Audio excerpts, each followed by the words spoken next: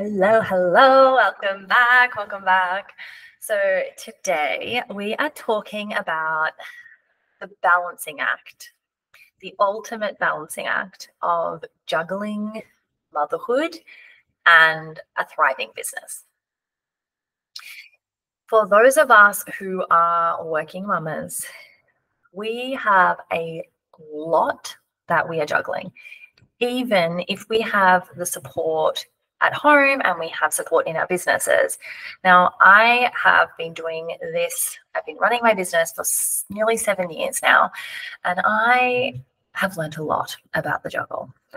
When I started my business, I had 2 children, and I became the sole income earner of our household around a year in. Then we had 2 more children over the next few years, and we moved house twice. We owned and built a house. I began homeschooling my kids 2 years ago. We now travel for months at a time internationally, all together as a family. That's a whole heap of seasons, right? And I definitely made a lot of mistakes, and I backpedaled and I tried new things and I learned a lot.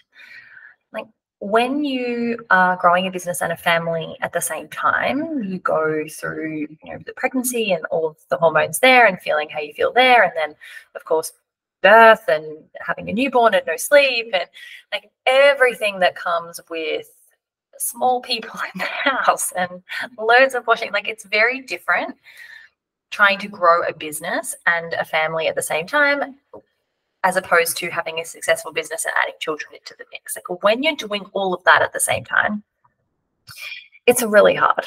It's really, it can be really challenging. And the absolute best advice that I can give you is be where you are. Be where you are. Decide ahead of time what you want your week to look like, and then stick to it as best you can.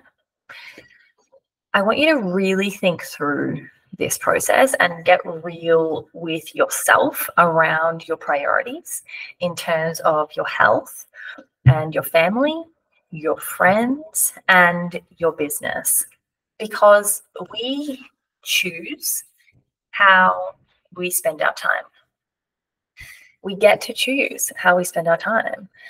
And I invite you to take that on, because when you do that, you can plan ahead. You can time block your calendar with everything that needs to get done. And then that structure gives you the freedom to know that everything is taken care of. You then have a plan for that client, for signing those kids up for those classes, for paying the bills, for relaxing, for working out, for spending time with the kids, for spending time with your partner. So you don't have to juggle the balls, because you just pick up one at a time. Like, be where you are. That way, when you're working, you can relax, let go of the mummy guilt, and know that you'll be going for a walk with the family at 4 o'clock in the afternoon. And then when you're on that walk, you're not going to be worrying about your inbox, because you know that it's going to be dealt with at 11 o'clock the next day. And then when you're answering those emails, you're not going to be stressing about not working on your business and doing marketing, because that's blocked off to get done on Monday afternoons, and so on and so on and so on. Now, obviously, you're going to sub up those examples for things in your own life, but that's just a few of things in my own calendar that give me peace and allow me to be super productive and get everything done and just enjoy everyday moments and be really mindful in the present. And if you're not sure where to start with this, I want you to open up your calendar or your planner, and you're going to do 5 steps. Number 1, I want you to highlight in the week when you want to move your body. When are you going to move your body? Try and put something in every single day. And it doesn't have to be a full-on gym workout. It can be a walk, it can be a stretch. But when are you going to move your body? because when we move our bodies, our brains work better. Like it reduces stress. It helps us with clarity. It helps us be more creative. It helps with libido. It helps with so many things when we move our bodies. It helps with energy management. It helps with weight management. Like it's moving our bodies is how we are made to, like how we are made. We're made to move. We're not made to sit still for 10, 11, 12, 15, 18 hours a day. Our actual biology, physiology is made to move. So when are we going to move our body? Then I want you to highlight the time on your calendar when you're going to commit to spending with your loved ones. When are you going to have quality time with the kids? Is it at tuck-in? Is it at lunchtime? Is it every morning? Is it on the weekends? When is your quality time with your loved ones? And block that out on the calendar. Highlight it out. That time is now allocated. When, like, we don't want to run our businesses and have them take over our lives. I was in that space a few years ago where I literally was working 16 plus hours a day, picking up after team, trying to juggle all the things, trying to be a good mom. My husband was building a house. Like it was chaotic. And that's not the point of life. Life is so short and things can change so quickly. Like there can be health challenges that come up. Like it doesn't actually, relationships are the most important things. Relationship is always the most important thing with the people that we love. And so let's treat it like that and put it on the calendar. That doesn't mean we need to do that most of the time, because life is life and we need to pay for things and there's other things we want to do, and that's fine. And I encourage you when you're doing this to make them different colors so that you can see that on your calendar you have a little bit of every color every week. And that is where we get fulfillment. That is where we feel balanced, is not when everything's in equal, like everything's 20%. No, there's a little bit of everything sprinkled in. Number 3, I want you to highlight the boring stuff, right? The life and the house admin, the tasks that just have to keep things running, cleaning out the car and doing bills and cleaning the bathrooms. And if you have someone to help you with that, amazing. But it's likely that you've got some life and house habit that you have to do that's on your shoulders. Is it school emails? Is it like, what is that? I'm not talking about business stuff. I'm talking about life, normal life habit. Maybe it's like running to swimming lessons, like all of those things. Put those in your calendar because we're going to need to do them. And if you don't want to do them, then you can see how much time that takes up and decide to do something about it. And that's just the boring, life part of life. The 4th one I want you to highlight is time to work on your business. When are you focusing on marketing and sales in your business? Specifically, marketing and sales. So this might be you getting in front of the camera. This might be you coming up with marketing campaigns. It might be you running ads. It might be like, what is that time? It might be you connecting in the DMs, doing social posts. What is that? What is the time that you are spending on your business, not inside your business, but on it? Highlight that time. Knowing where you want your business to be, knowing like maybe the funnels you need to create, the proposals you need to edit, the ads you need to run, the people you need to hire, the connections you need to make, all of that stuff, working on your business. What are those things that are going to get you where you want to be? Like knowing your business goals.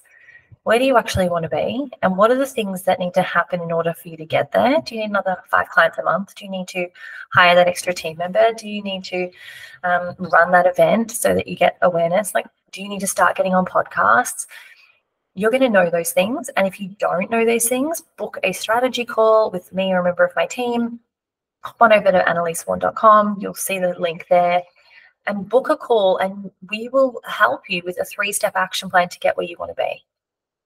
And knowing that, you can decide what you're working on and create a 12-week plan with 3 projects maximum that you are going to be working on the tasks on your business to get your business where you want it to be. And this has to go in before the working in your business, because otherwise you won't have a business. We have to work on our business. And too many people leave this to last and aren't intentional about including it. Now, it could just be an hour a week. It's going to be a slower growth process, but if that's what you've got, that's what you've got. So what is the time you're going to work on your business? Highlight that. And lastly, highlight the time you're going to work in your business for client delivery and other related tasks related to that. Now, depending what your business is, that's going to be different things. Maybe it's a photo shoot, maybe it's setting up ad campaigns, maybe it's client meetings, maybe, anything to do with like the service delivery part of your business, and meetings with team might be part of this. Anything that is related to service delivery for your clients, doing the thing that you say that you do, that's working in the business. This is the emails, this is the sending reports to clients and all of that stuff. And this is the important stuff, because this is what gets your clients the results. This is what keeps money flowing inside your business. And we want that, because we don't just want clients from the new clients coming in. We want to be able to retain the clients that we have. And we're going to talk about that in 2 episodes' time, is how to attract and retain high-paying clients. And doing this well, doing service delivery really well, is an art, because a lot of people are really great at selling themselves, but actually backing it up and getting clients great results needs to be the priority in our businesses. And once you know how to make money in your business, this actually becomes the more challenging part. How do we deliver with consistency? How do we teach team how to do that? How do we continue to get better results? How do we continue to lift the bar? How do we innovate?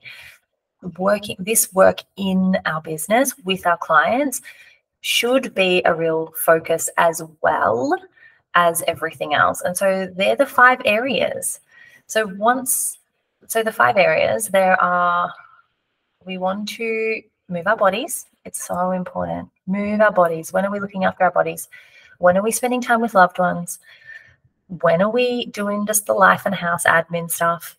When are we working on the business, and when are we working in the business?